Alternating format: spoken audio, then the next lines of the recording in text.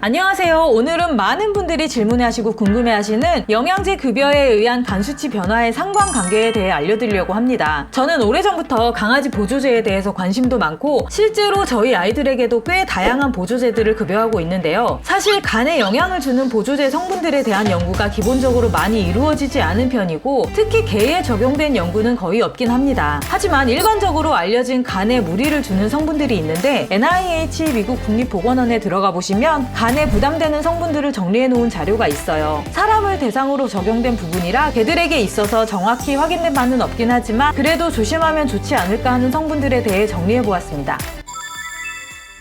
자료에서 확실히 간 수치에 영향을 준다고 하는 성분들 중에 강아지 영양제에 들어있을 만한 성분들을 보면 녹차 추출물, 노니, 스피룰리나, 크롤렐라, 알로에 같은 생약 성분, 홍국, 허브류, CLA 같은 성분들이 있는데 이런 성분들은 간 수치를 급상승시킬 수 있다는 보고가 있어요. 주로 생약 성분들이죠. 그 다음으로 정확한 데이터는 없지만 간 수치를 높였던 몇몇 사례가 있었다고는 하는 성분이 있는데요. 바로 대부분 아이들에게 많이들 급여하고 계신 글루코사민과 콘드로이친이라고 합니다.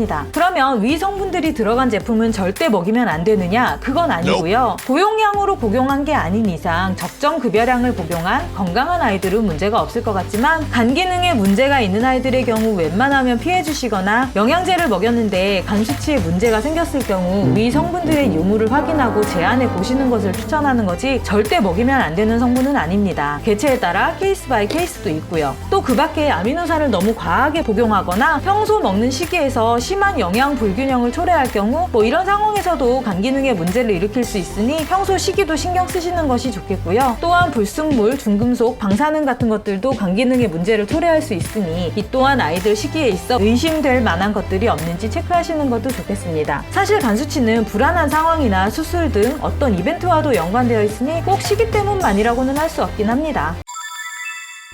사람도 체질이나 개개인마다 반응하는 게 다 다른데 개들도 마찬가지예요. 따라서 어떤 아이는 한 종류의 보조제만 먹었는데도 간에 무리가 갈 수 있고 저희 집 아이들 같은 경우 현재 수년째 10가지 정도의 보조제를 먹으면서 꾸준히 혈액 검사를 통한 간 수치를 보고 있는데 다양한 나이의 9아이들 모두 정상 수치이고 10살 남짓의 아이들도 아직까지 문제는 없어요. 오히려 고령의 나이임에도 불구하고 항산화를 잘해서 그런지 몸에 그 흔한 지방종도 하나 없고 아직까지는 잔병 치레라던가 큰 병 한 번 걸린 적 없습니다. 영양제를 통한 간 손상은 주로 영양제를 하나도 먹고 있지 않은 상황에서 처음 영양제를 먹거나 영양제의 종류를 바꾸거나 급여하시는 종류가 많을 때 개체에 따라 생길 수도 있으니 급여하셨을 때 어떤 부정적인 부작용이 나타난다면 영양현상이라고 생각하지 마시고 일단 급여를 중지하시는 것이 좋고요. 그래서 처음 급여하실 때는 적은 용량부터 차츰 늘려주면서 상태를 보시는 것이 좋습니다. 아무 문제가 없는데도 걱정이 되신다면 저처럼 꾸준한 혈액 검사로 간 수치의 모니터링을 하시면 더 좋고요. 보조제를 먹이면 아무래도 삶의 질이 올라간다는 것은 저의 경험으로도 또는 연구 자료로도 충분히 설명이 됩니다. 다만 보조제 급여보다 더 중요한 것은 사람이든 개든 스트레스를 받지 않는 것이 최고의 보약이라고 생각해요. 간 수치에 문제가 없다면 어떻게든 보조제를 급여하시는 것이 좋긴 하겠지만 아이가 추워도 먹기 싫다 하고 먹일 때마다 전쟁이라면 저 같으면 먹이지 않을 것 같아요. 그 돈으로 주식 좋은 걸로 바꾸고 산책 한 번 더 시켜주면서 스트레스 없이 키울 것 같습니다. 어떤 선택이든 아이들을 사랑해서 건강해지길 바라는 보호자의 마음은 다 똑같으니까요.